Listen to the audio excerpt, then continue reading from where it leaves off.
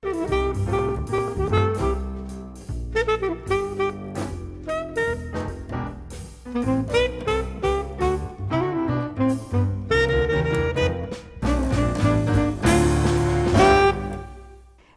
and welcome to Booklist. I'm Nancy Pearl.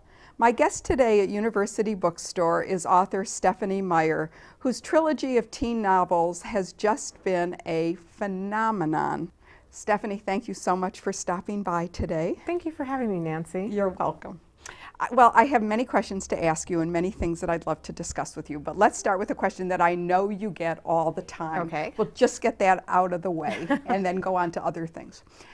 So, what's a nice Mormon girl like you writing about vampires? I don't get that one as often as I thought I would. Really? I think that when people read the books, I got that question more when people heard about them, but when they read them, they understand. Because I think my vampires completely fit in with who I am and my background and everything. They're very expected from me. Whereas when you first hear vampires, a lot of my friends kind of are like, oh, really? Quite an active imagination you have, they must have thought. Well, I think they thought there was something really dark inside me that I just hadn't been telling them about. So how did you get started? What was the genesis for these books? And that is when I do get all the time. And it's a little bit hard. It's kind of, I always feel cheesy answering this, but honestly, it was because of a dream that I had. I wasn't writing at the time or dreaming of writing. And I had this dream, and it was Edward and Bella in the Meadow. It's the 13th chapter of Twilight. And I woke up from it, and it had given me so much. I mean, I had Edward's character, the sparkly vampire, kind of his whole mindset. And I didn't want to forget about it, but I have 3 children, and I forget a lot of things. So I typed it out on the computer. And that was really, it wasn't the dream so much as that experience of writing it down that turned me into a writer, because I loved it. To be able to take something that was just, and impressions and colors the way dreams are, and turn it into something concrete that I could revisit over and over again. It was an amazingly exciting experience, and so I was kind of hooked from that point on. And did you think ever, well, let me back up a step. Were you a big reader? Yes, that is how I've always thought of myself. I've never thought of myself as a writer, but I am a reader, and since I was a little kid, that was, I came from a family with a lot of kids. There were 6 of us, and my title, I was the reader. I was the one that you never saw without a big fat book in my hand. And what were some of those books that you read as a child that might have influenced you consciously or unconsciously? I read a lot of Jane Austen, and I read Louisa May Alcott. Oh, I don't know how many times I've read Little Women. And did you identify with Jo? Oh, yes. I was Jo. Well, my big sister's the pretty one. My little sister's the imaginative one. So I felt like I was just a Jo to a T. Anne Shirley and I got along really well. The first adult book I ever read, though, was The Sword of Shannara. That's what started me when I was 7 years old. My dad was reading that to us at night, and he would stop at the most exciting places. So I would sneak into his closet during the day and read it. And so I never really had that transition from kids' books to adult books. I never realized that I wasn't supposed to be reading the great big fat ones. Right. So I just went straight into that when I was young. And fantasy was always a favorite of yours? Because Terry Brooks, the Shannara books. My dad was really into science fiction and fantasy, and I tended to read the books. My mom's books were the Austens, and then my dad's books were the Orson Scott Cards and the Terry Brooks, and so I read them both. And is Ender's Game one of your favorite books? It is. Speaker for the Dead, the sequel, is actually my very favorite. I accidentally read them out of order and read Speaker for the Dead first, and that was my first experience with Orson Scott Card, and it was really one of those life-changing books, which is odd with science fiction, but he writes such amazingly true themes that it's more than that. Now, we'll get back to your books because I want to talk about those, but let's just talk about Orson Scott Card for a moment, just because. Do you find that his Alvin Maker series was as rewarding to you or as the Ender's Game or Speaker for the Dead series was? At first, there were some characters that I really loved. I didn't identify with it quite as much as with Ender's Game. But towards the end of the series, I got a little lost. But in the beginning, I loved his next. I loved the way he rewrote American history, Benjamin Franklin's role and everything.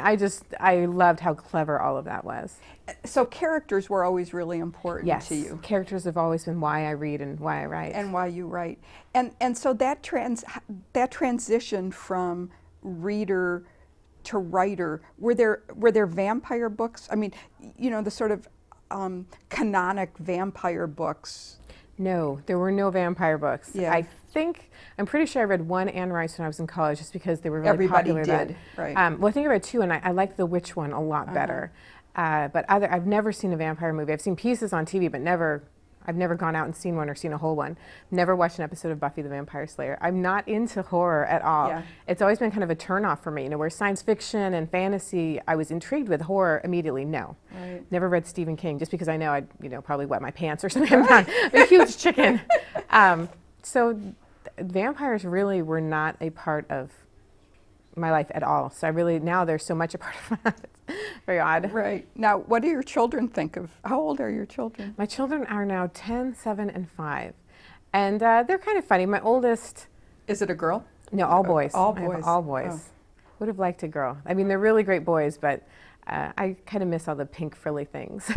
My daughter has 3 daughters, three girls, so I think she would have liked a boy at some time. But well, you have to be careful what you wish for. Yeah. When I was younger, I thought I wanted to do it just like Joe March, and have Joe's boys and everything. Right. And then when I was older, I wanted all girls, and I got my first wish.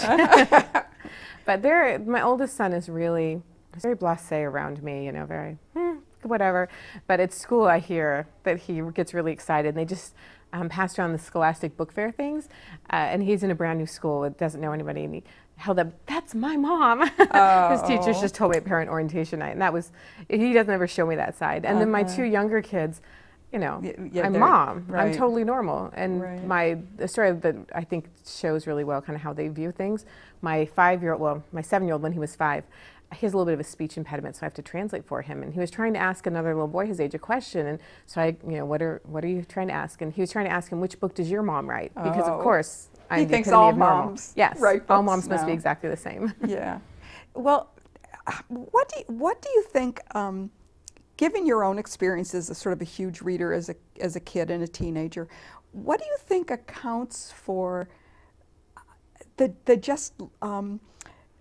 wonderful outpouring of love of your books? And it's just amazing to sort of wander around a teen section in a library or a bookstore. I was just here the other day and looking in the teen section, fantasy section, and there was a boy standing there and picking up Twilight, and I thought, that is so interesting, and he said, well, he'd heard of the book, and he was really intrigued by it. So what do you think, what is it, is there something lacking in today's world that draws teens, do you think, to fantasy, and particularly yours? I don't really know. I'm still trying to figure out what it is that accounts for the people screaming and the signs and the T-shirts, which are all things that I would have never thought to dream of, even if I thought the books had been would be successful. The only things my guesses, I don't know for sure, but I'm guessing that it's because I take the characters very seriously. To me, they aren't characters in a book. To me, they're real people, and they're very well rounded in my head. And when my editors and I have a difference of opinion, I'll take their opinion on most things. But if it's something that is character matter, those cannot be changed. They are who they are. Mm-hmm. I don't know, there's no joke to it for me. They are who they are, and I think teenage readers appreciate that because a lot of the characters that they deal with are very stock, sort of cutouts. And I think some of it is Bella, because she is human and she has no magical powers, and she didn't ever receive any kung fu training at some point that makes her a superhero, and she's never going to be the chosen one who everyone's been waiting for millennium. And I've read several really good YA books recently where all the characters were born, unbeknownst to them, they were the chosen ones. And I think that's a really lovely fantasy that we all like, but at the same time, sometimes it's nice to relax back with someone who isn't special and has special things happening around her, but it's not because she can do anything neat. And that I identify with it because I know that if I were attacked in an alley, I wouldn't suddenly be able to beat the crap out of everybody. I would probably lose that fight. So I think it's relaxing sometimes to have a character who doesn't have to be anything other than what she just is.